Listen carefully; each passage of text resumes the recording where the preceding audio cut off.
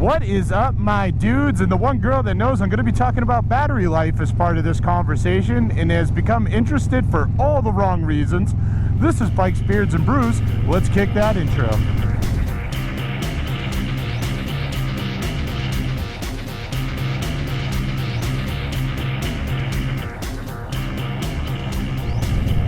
Hey guys, welcome back to the channel. Before we kick this one off, make sure you like, comment, subscribe, hit that bell notification.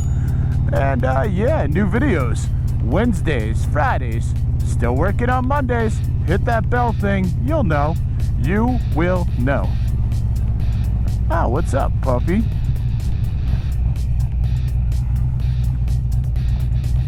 I like to keep a little distance. I don't want to scare the dog.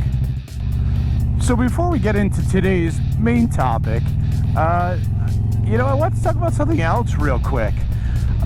Are any of you familiar with like the newer Ford Mustangs and what they do and all that stuff? They have a thing that's called, like, I think it's like the good neighbor setting.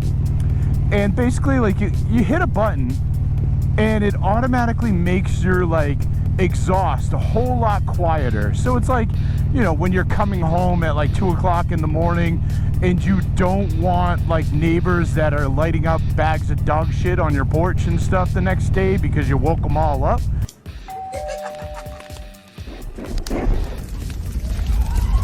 You hit this good neighbor button, it quiets down your car, and you just drive on in, and then, like, you know, the next day you drive out quietly, then you shut it off and you annoy everybody else on earth.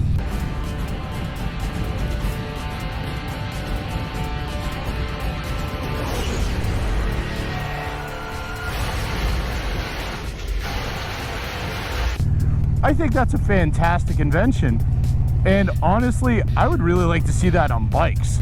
Like, my bike is loud. It is very loud. And I know this is almost an oxymoron because my exhaust pipes are from Cobra and they're called the neighbor haters. But I really don't hate my neighbors, and there's actually times where I just don't start my bike, and it's kind of hard to get my bike out of the neighborhood and stuff because, like, I'm an early person and I leave early, so I'll be up at like 4 o'clock in the morning leaving, and a lot of times I will default to my car only because it's quiet and I don't want to wake up my neighborhood, because I do live in a small neighborhood, and man, there's a lot of dogs, so there's a lot of opportunities for flaming bags of shit on my porch. So, like, yeah, I would love to have it where my bike had like a good neighbor setting where I just hit a button, it runs quiet, I leave my neighborhood, and then I wake everyone else up. I think that's reasonable. That's a reasonable request. That's just one of like the things that kind of rolls around in my brain that I think would make excellent like motorcycle inventions, and I kind of wonder why they haven't been done yet. Back in the day, I thought the greatest invention for Harley specifically would be the Harley dragnet. And basically what that would be is it's a dragnet. You hook it up to the back of your bike and you go riding. And then at every red light or stop, or, you know, when you're pulling over getting gas and stuff, you can go to the dragnet and get all the parts that rattled off your bike and put them back on. I figured that would save like Harley owners so much money, because they wouldn't have to keep buying all this stuff that keeps falling off their bike. But that didn't really take off, so whatever. So today, I want to talk about something a little bit different. I know electric bikes, the conversation on electric bikes has been kind of done to death. And, you know, I think we've all kind of accepted the fact that at some point in time, probably in the near future, electric's gonna be the way. Like, the combustion engine's gonna go away and bikes, cars, trucks, all that are going to be electric. This makes me kind of sad, and it makes me sad for kind of the same reason as the good neighbor thing. I like the roar of my engine. And electric cars, electric bikes, they don't roar, so that makes me kind of sad. But I think one of the things that people haven't been talking about, and hasn't been really injected into the conversation, that I really want to bring up is think about all the jobs that are going to be possibly lost and the industries that may actually fold because bikes go electric. And I'll tell you what I mean. Like, you know, with your combustion engine, if you think about it, what's the stuff you do? You upgrade performance. What's up, little hood rats? With your combustion engine, you know, you do all kinds of upgrades to your bike. You make all kinds of changes and all that stuff. And a lot of that will revolve around performance first and foremost. So, you know, new cams, big bore kits, new head pipes, new exhaust, all that's gone. Every single one of those gone when you go to electric. So there's a lot of industries out there that, like my Cobras, they make exhaust pipes, they make head pipes and all that. Gone. There's not going to be that demand for it.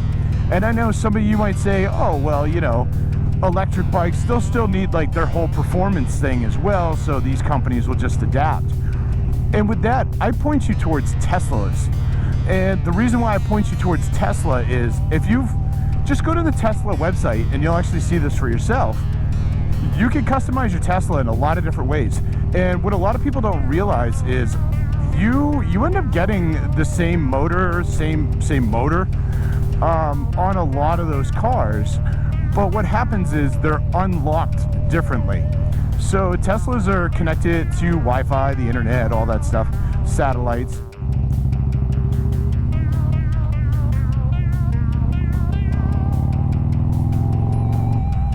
So let's say you want your Tesla to have like another 100 horsepower on it.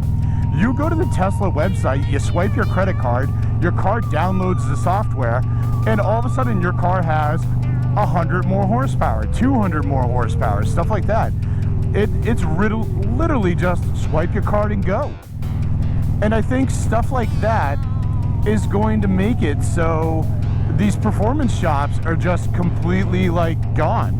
Because why are you going to go to like S&S for some sort of upgrade or some sort of hack or some sort of like, you know, computer override when you can literally just go to like the Harley website and swipe your card and get charged like what, $500, $1,000, whatever, and all of a sudden your bike is 300 horsepower. And I mean, if you compare that to what it's like to actually do like performance upgrades, like right now, if I wanted to go to a 124 kit, you know, I'm looking at like $4,000 or $5,000, give or take, you know, depending on the parts I get and, you know, the brands and all that stuff. And it could be even more than that. So if I had an electric bike, I'd go to Harley, I'd swipe my card, I'd say, hell yeah, I want to make sure I die right when I twist the throttle, swipe, and it's going to be mad cheap. There's no downtime. I don't have to wait for a mechanic to do the installs. This is also going to affect mechanics, guys. Like, there's going to be less work for them. You know, there's just so much there. Just think of all the different stuff that's related to having your combustion engine and your gas-powered motorcycle that won't be there when an electric bike shows up. I tell you what, industry will start making a whole lot more money. It'll see a total revival, and it's going to be insane. I mean, if you're looking for stocks to invest in right now, I'm about to give you the answer. And that's playing cards and baseball cards. Why am I saying that? Well, I don't know about you guys, but again, I like the sound of my engine. I like the sound of that brrr. So, you know, if I go electric, I'm gonna have to start buying a whole lot of baseball cards and going back to like when I was a kid and, you know, sticking them in the spokes.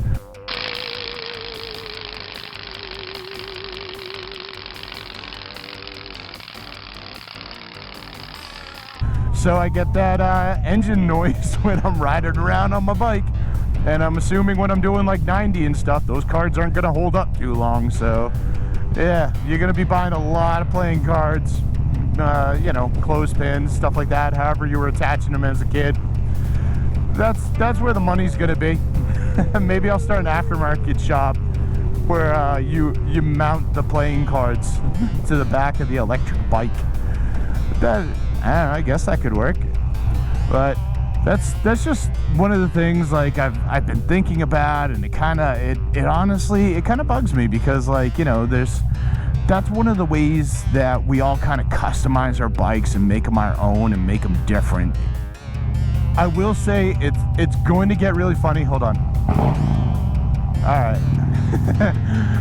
I will say it's going to get really funny when you start seeing bikers argue about battery size, because there's really nothing left to argue about once bikes go electric. Because it's not going to be like, I have the 131. Oh, you're still on a 98 or an 88 or a 103. My bike's better.